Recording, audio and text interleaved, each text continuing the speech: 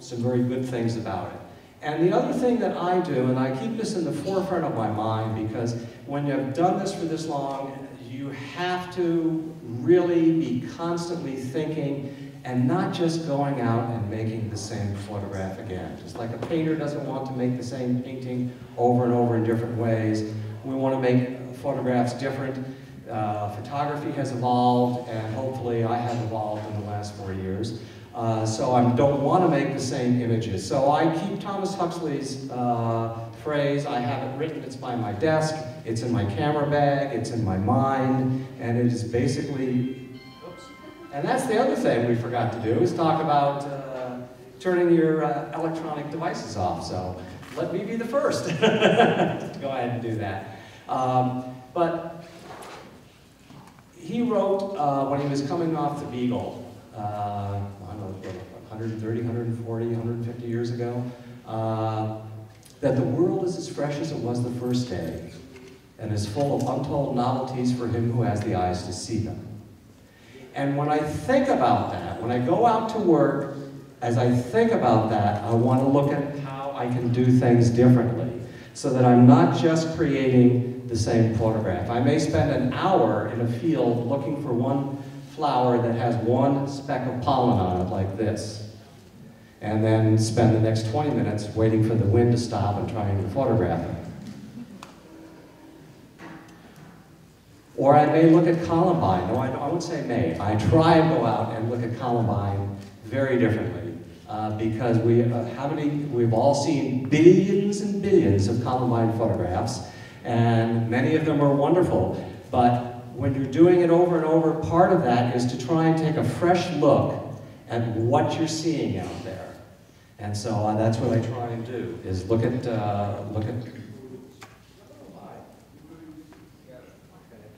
flowers in a different way, for instance. These are just plain old hydrangea. But I have gone ahead and tried to come in and focus and say, okay, what am I doing? This is all about form and color. And apply that in a slightly different way to create an image that is maybe a little off-kilter visually, so that it makes you think about what you're looking at. Sometimes it comes easy, and sometimes it doesn't. But one of the things that it does is it allows me to take this, this is a magenta sea fig that we found in South Africa, and photograph it like this, which is a nice, part of the documentary process that we use. But then to also say, how can I freshly see this? So I might look at it like this, or like this, or like that. All the same flower, trying to find a different take on it, trying to see it in a different light, so that I'm remaining fresh visually and mentally. To get to what Chris was also saying is, we bring, he says, our memories, our emotions. Basically, we bring everything with us when we go to photograph, but we're subjective. There's one problem with that. The camera is objective. It's not subjective. It's like when we walk into a room. You may walk into a room with one other person. There are 3 people in that room, right? There's the person that you go in as, who you think you are. There's the other person whom you perceive, and then there is the manner in which the other person perceives you, which may not be the same persona that you perceive of yourself. The difference between objective and subjective. So those are the things that I try and work with, and I keep in my mind. And I guess we have 1 minute, 2 minutes? Okay, to entertain questions if there are any. Yes, I have, I'm in the In Focus gallery back here. So we have, I think, 6 or 8 prints back there for you to come in and enjoy, and I'd be happy to talk with anybody about them. And if you want to explore these concepts more in depth, please talk with me and talk to me about these, or ask me about any of our workshops when we deal with this. Yes?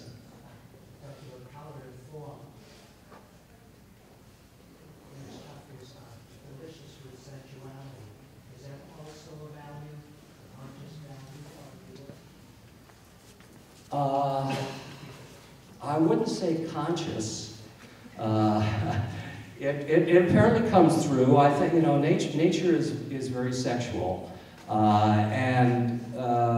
One of the writers that I work with, Susan Twite, who's a phenomenal naturalist and a great writer, says the only reason plants exist is to have sex.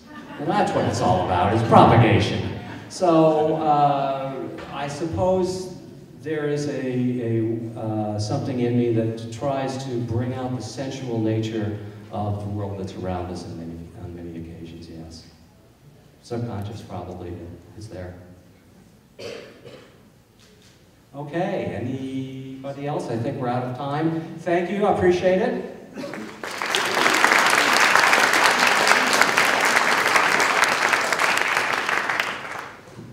As Jim said, his work is in Focus Gallery. It's on the west wall there, and he brought a variety for us. He has some wildlife photographs that he took in South Africa. He has one fabulous photograph that I love from the coastal northwest in this country, and some Colorado shots as well.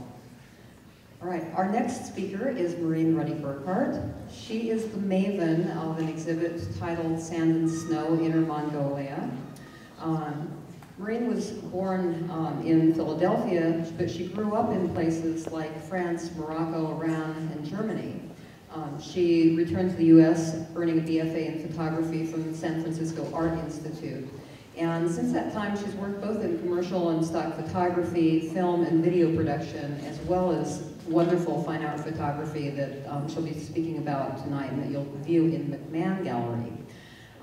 Most recently, her work has won numerous awards, including the 2012 Lucy's in 3 categories, and the International Photography Masters Cup, and has been exhibited in such places as Seattle, Denver, New York, Texas, Carmel, and China. So please welcome Maureen Ruddy-Burkhardt.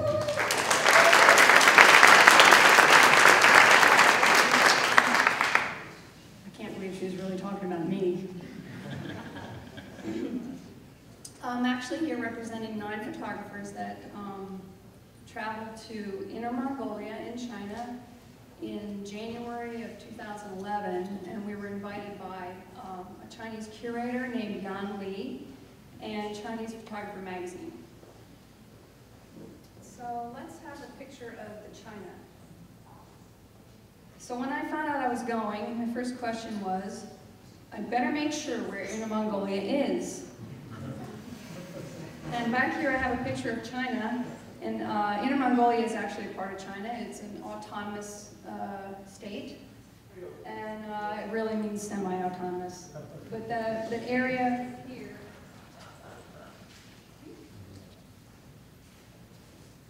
it's called Inner Mongolia, and the real Mongolia they call Outer Mongolia. So a lot of people ask me, how did you get invited? And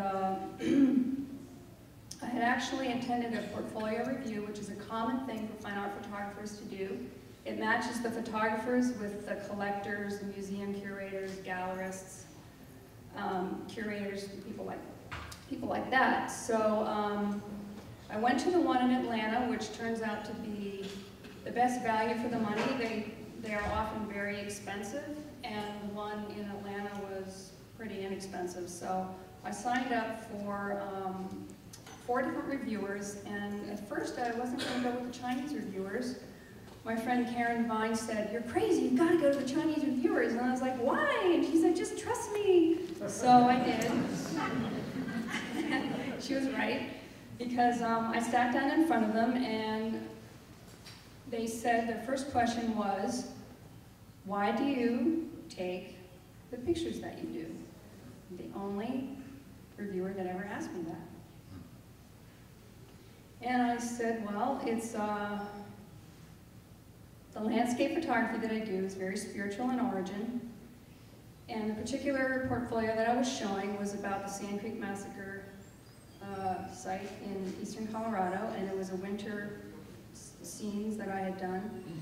And it was just my impression of the land.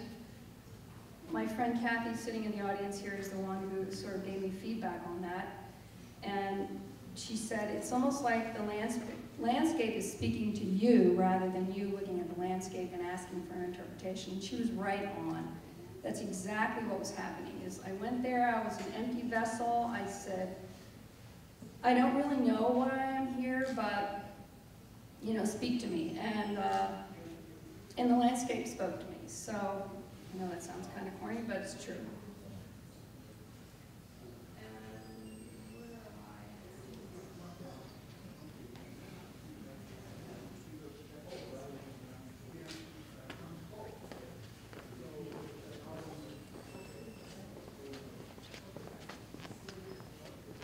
I'm not sure how that works, but all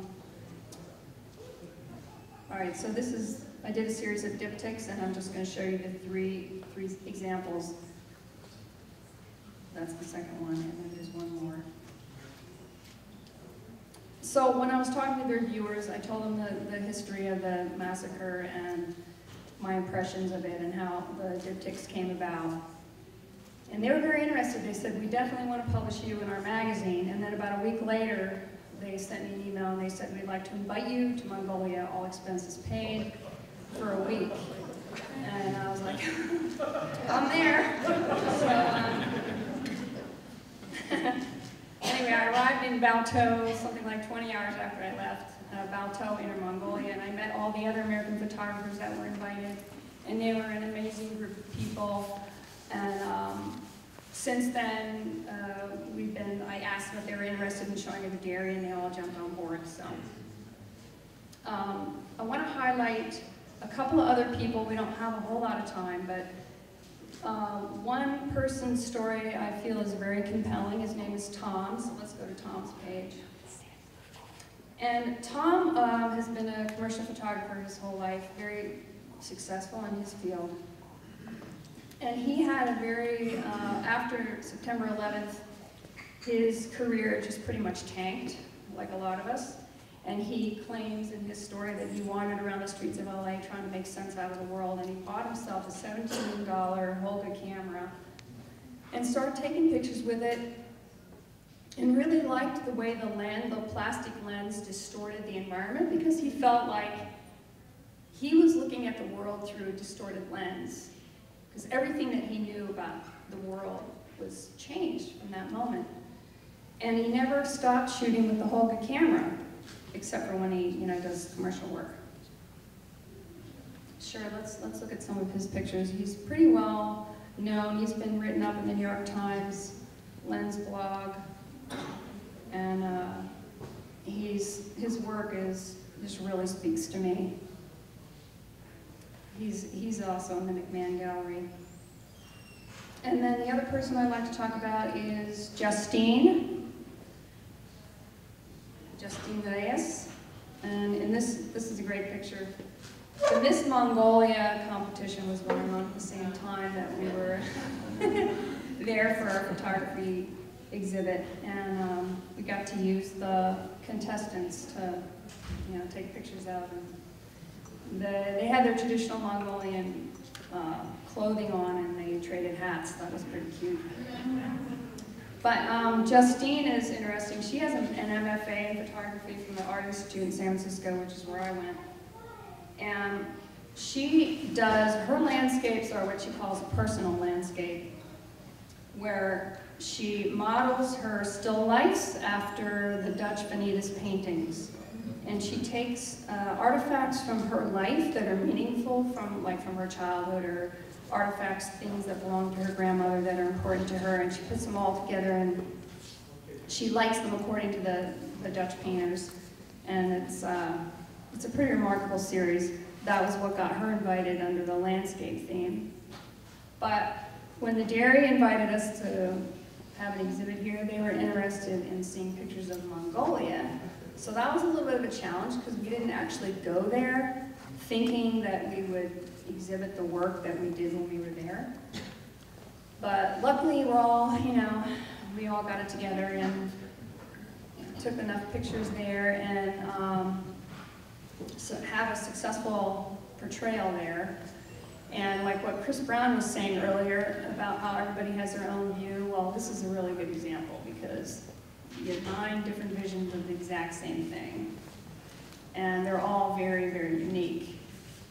So I'd like to field questions now.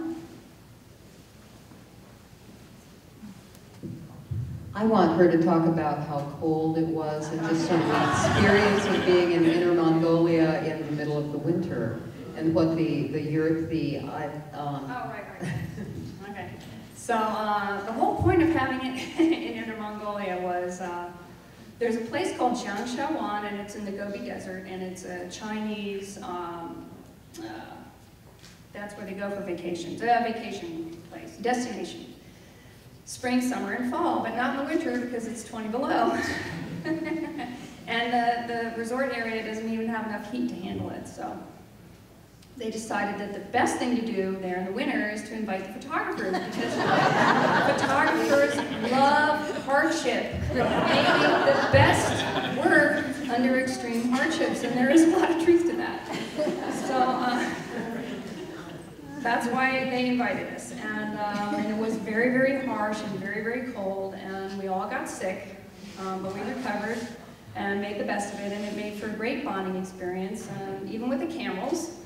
And Mary says she likes the camels because I said they're a lot like dogs. They're very amenable to people. The Bactrian camels, they don't spit. They do pretty much what you want them to do, and they're fairly pleasant. So I don't know, it was just a really great experience. You'll see there's plenty of camel shots back there, and feel free to visit the print bin with some more kind of casual shots of Mongolia.